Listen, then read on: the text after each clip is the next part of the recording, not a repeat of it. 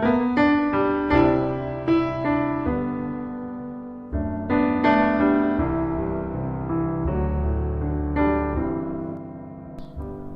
are listening to Second Chance Ministry Radio.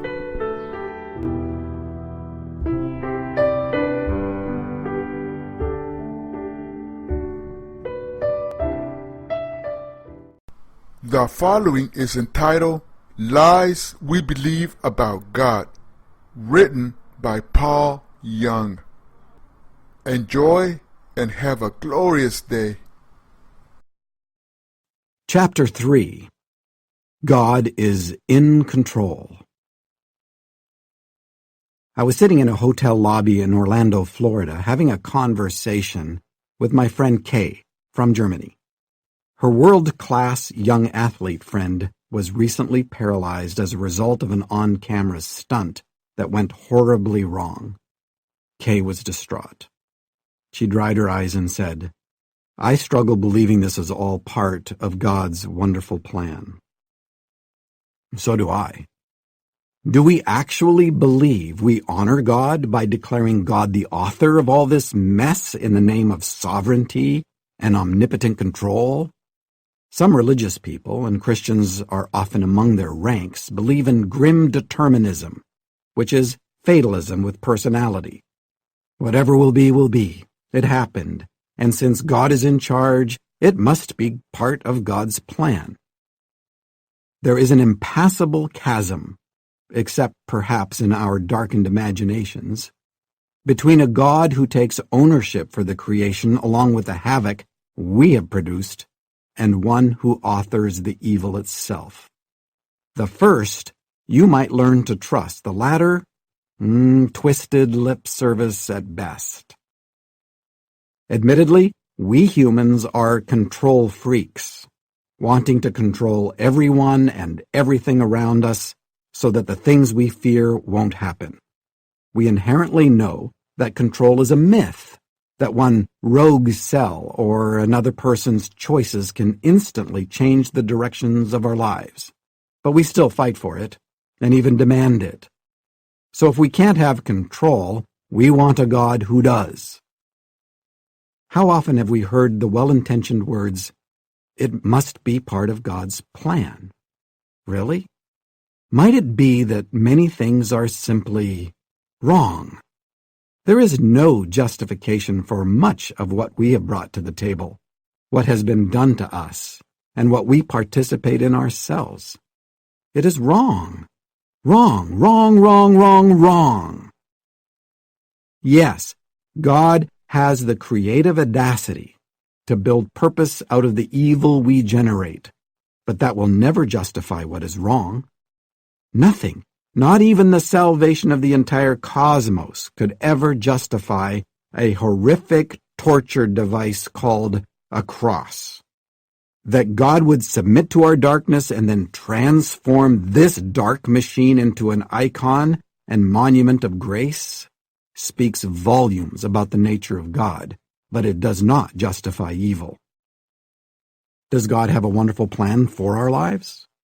Does God sit and draw up a perfect will for you and me on some cosmic drafting table, a perfect plan that requires a perfect response? Is God then left to react to our stupidity or deafness or blindness or inability as we constantly violate perfection through our own presumption? What if this is about a God who has greater respect for you than for the plan? What if there is no plan for your life, but rather a relationship in which God constantly invites us to co-create, respectfully submitting to the choices we bring to the table? And what if this God, who is love, will never be satisfied until only that which is of love's kind remains in us? One day I was working on a project with my 4-year-old grandson G. Though project might be too generous a term, we were attempting to put together a bookshelf, the sort you buy in a box, and try to decipher the directions which seem to have been written by people who don't speak English. G and I had put almost half the bookshelf together before I discovered that I had built the first third backward, and would now have to take it all apart and start over. G had been patient and involved throughout the entire process, but when he saw the look on my face, he knew something was up. "Hey, Gramps, are you okay?" he asked. "Yeah, I am, but, And I proceeded to explain why I was now taking apart our work of art. "I'm feeling—" I paused, trying to find the right word. "I'm feeling—" "Exasperated?" he offered, all serious and compassionate. I laughed out loud.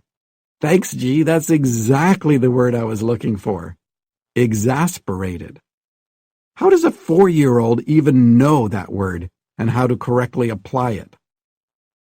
If I felt these emotions in the face of such a minor setback, one small reminder that I have little control over the world, it would seem that God must live in a constant state of exasperation."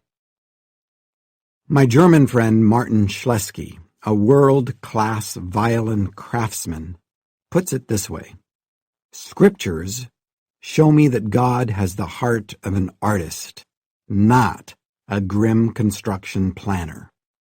If the world were the work of a cosmic engineer, he would be in a constant state of discontentedness.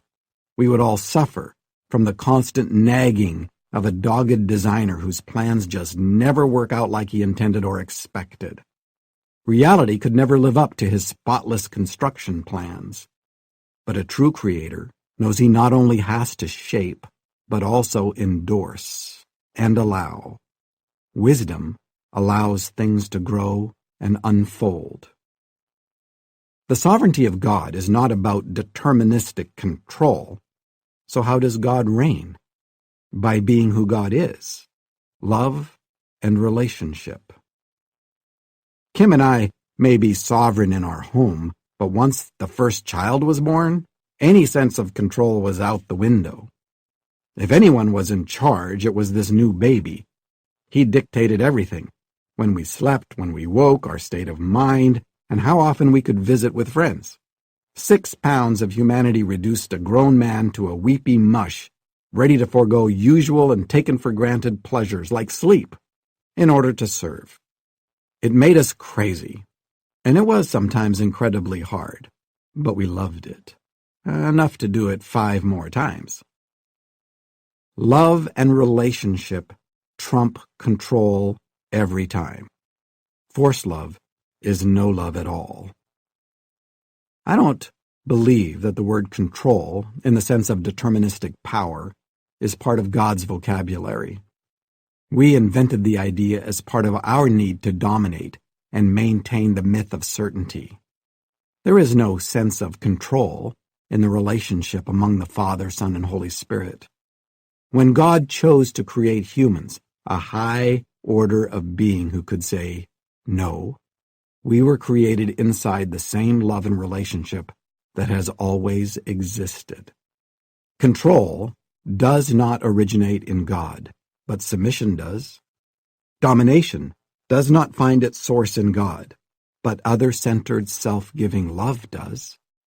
As our children's choices affect our relationship with them, so too do our choices affect our relationship with God. God submits rather than controls, and joins us in the resulting mess of relationship to participate in co-creating the possibility of life, even in the face of death.